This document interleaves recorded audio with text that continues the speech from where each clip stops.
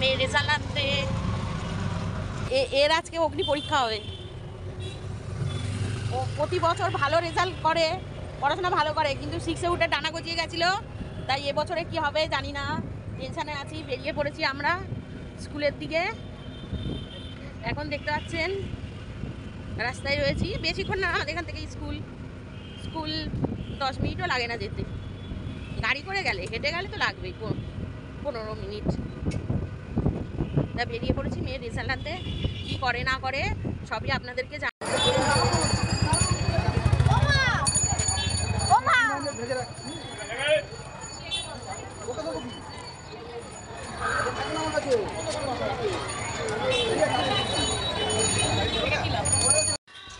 দেখি দেখি দেখি দেখি এই দেখুন কিসের বাচ্চা জানি না। এটা হাঁসের না? হাঁস না, না রে, এটা আরেক ধরনের। ওর মনে হয় ওই চীনা হাঁস নাকি ওই বলে না, ওই দেখতে পাচ্ছেন। হ্যাঁ দেখুন কোথায় গেল, ওই যে যাচ্ছে। না নিচে নামতে হবে না, এই একটাই ঝিল পড়ে আছে এখন, জল কালো, কোনো পরিষ্কার করে না। চলো আসো আসো। না তাও রেজাল্টটা, এই যে রেজাল্ট আমাদের না হয়ে গেছে। এখন বাড়ির দিকে যাচ্ছি হেঁটে হেঁটে। এটা পুরো পুকুর পাড় থেকে পুরো টানা রাস্তা করে দিচ্ছে, আগে ছিল না তো। টানা রাস্তাই করে দিয়েছে দিদি, এখান টানে না। এই ঝিলটা পুরো, যে এই পুরো রাস্তা যাবো, পুরো রাস্তাটা ঝিলটা। এই যে শোলার উপরে দাঁড়িয়ে আছে, এটা কি পাখি জানি না। এই দেখুন কেটে যাচ্ছে বেশি বড় করলে। হাত কাঁপে কেন আমার কে জানে, এটাই কাঁপে এরকম অনেকগুলো। এবারে কি সুন্দর লাগছে, অনেকগুলো। 5, 6 অনেকগুলো এখানটা। এখানে একটা আছে না। এই পাখিগুলোকে পরিযায়ী পাখি বলা হয়, যেগুলো খাবারের খোঁজে আসে শীতকালে। দেখবেন তা ভালোভাবে দেখাতে পারছি না কেন জানি না, ক্যামেরায় হয়তো আমার ফোকাসটা নিচ্ছে না। একটু কালো রঙের, মাথার কাছে লাল লাল হয়, সেই ধরনের। বাবা অনেকটা হেঁটে নিলাম, আর যেন ভালো লাগছে না। তোদের স্কুল থেকে এতটা অনেক হাঁটা, অবশ্য আমি হাঁটি না বলে প্রচুর হাঁটায়। অনেকটাই রাস্তা আমাদের স্কুল থেকে আমাদের বাড়ি অবধি। হ্যাঁ ডক্টর ওখানে উঠে ঘুমাচ্ছে, কেউ যাতে না ডিস্টার্ব করে। কেন ও খাচ্ছে, ওকে করো না। মারো মারো, কি নোংরা জল।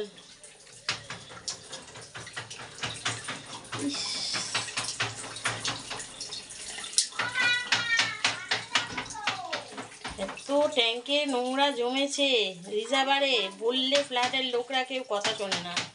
আর কি অবস্থা জলের, এইরকম নোংরা বেরোচ্ছে। বাইরে পিটিয়ে পিটিয়ে পাইপটাকে ক্লিয়ার করছে।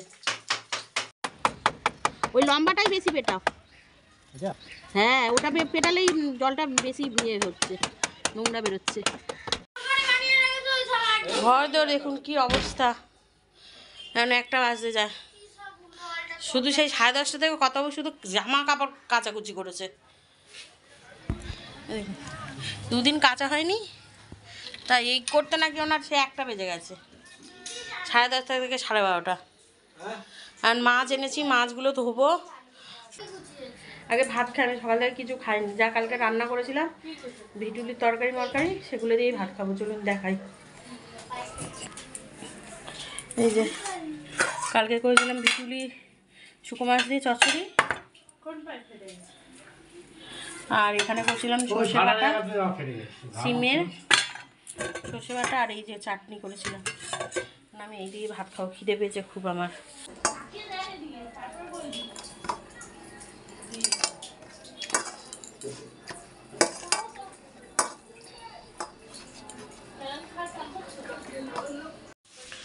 উফ বন্ধুরা কি বলবো, কি জ্বালায় যে পড়েছি এখন। মানে বেলা গড়িয়ে যাচ্ছে, জামা কাপড় শুকিয়ে গেছে। আজকে আবার জামা কাপড় শুকানোর টেনশন নেই, সকাল সকাল কাচা হচ্ছে শুকিয়ে যাচ্ছে। কিন্তু একেই তো সকাল থেকে ছিল মেয়ের রেজাল্টের টেনশন, এই টেনশান, তার উপরে পড়লাম আর এক জ্বালায়। সারা দিনের কাজ লন্ড ভন্ড, কলের পাইপটা গেছে ফেটে, এখন যে কি করব আমরা জানি না। এখন মিস্ত্রি খুঁজে খুঁজে নিয়ে মানে আসছে, বললো কাজ হবে, তারপরে গিয়ে সব স্নান করতে পারবো, সবাই কাজ বাজ করতে পারবো, সব কিছু করতে পারবো। মানে এত নোংরা বেরোলো, আপনাদের তো দেখালামই কি যে অবস্থা কলের। এখানে ফ্ল্যাটের লোকদের বলে বলে মাথা খারাপ হয়ে যাচ্ছে। তার জন্যে যে যে আমাদের মহিলাদের কত, মানে আমাদের ঘরে আমরা মেয়েদের যে কত অসুবিধা, মানে আমি আর বড় মেয়ে যা ফেস করছি আপনাদেরকে কি বলবো, মানে খুলে বলতেও পারছি না যে কী প্রবলেম আমি আর মেয়ে ফেস করছি এই নোংরা জলের জন্যে। জানেন যে মেয়েদের কত অসুবিধা হতে পারে নোংরা জল টল থাকলে। জানি না কী হবে, পাইপ কখন ঠিক হবে, আর কখন রান্নাবান্না। এই রান্নাবান্না তো ওই আছে, মেয়ে একটু ডিমের পোচ বানাচ্ছে, কর্তাবু শুধু ভাত করে রেখেছিল আর 2 রকমের তরকারি ছিল। আর এখন কলের মিস্ত্রি আসবে, সব ঠিক করবে, তারপর আমরা সবাই স্নান দান করবো। ঠাকুরকেও আজকে খেতে 4টে সাড়ে 4টে বাজবে ঠাকুরের। আবার মেয়ের 7টা 15 থেকে ছোটো মেয়ের পড়া রয়েছে। আর কি করব, চুচু করলেও কিচ্ছু হবে না। সব অপেক্ষার ওপর, সব সময়ের ওপর, কতক্ষণে হয় দেখি। যখন আসবে মিস্ত্রি তখন আপনাদের সাথে শেয়ার করবো ভিডিওটা, ঠিক আছে। এই যে এখন মিস্ত্রি কিছুক্ষণ আগে এসেছিলো, তারপর ওরা পাইপ টাইপ কিনতে হবে, অনেক কিছু কিনতে হবে বলে সেগুলো আবার লিস্ট করে দিল। কর্তাবাবু আনতে গেছিলো, এনে এখন কাজ শুরু করেছে। চলুন দেখাই কী কী।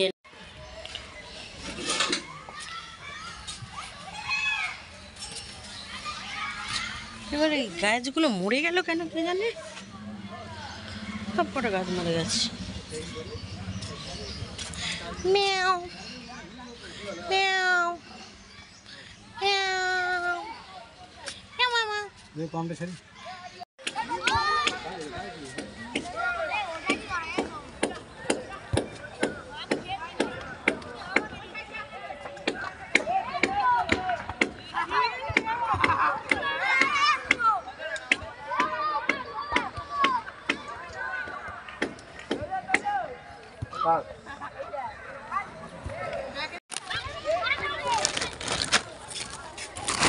কি কি কিনে এনেছে? এলবো না এলবো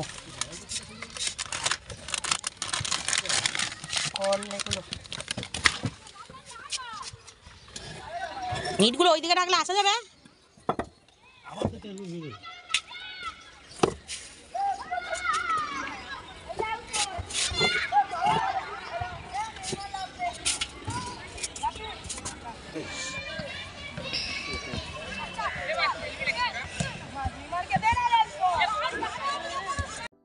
আর এইদিকে কর্তাবাবুর কাজ দেখুন, মাঠে যত আমাদের জানলা দিয়ে যত কাগজপত্র উড়ে এসেছিলো সেগুলো সব এক জায়গায় করে পুড়িয়ে দিচ্ছে, যে আর মশাগুলো যাতে চলে যায়, নাহলে মশার জ্বালায় তো কাজ করা যাচ্ছে না।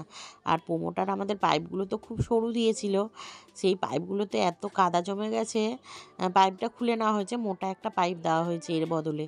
তো ওই পাইপের ভিতরে কাদা জমেছিল বলে বাঁশের চটা নিয়ে সেটাকে পরিষ্কার করছিল।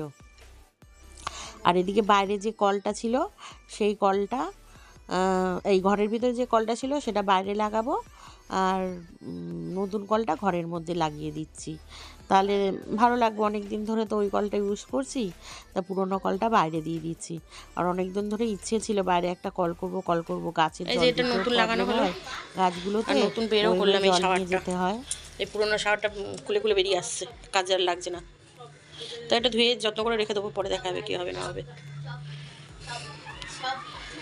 যে জামা কাপড় তোলা হয়ে গেছে, কি অবস্থা, এখনো স্নান হয়নি, যা নোংরা বেরোচ্ছে। যে এইখানে কল ছিল না, এখানে একটা কল লাগানো হয়েছে, গাছে টাছে জল দিতে পারবো। ও কি বলছে, ছিটকে বেরিয়ে যাচ্ছে না কি বলছে আমি তো বুঝতে পারছি না।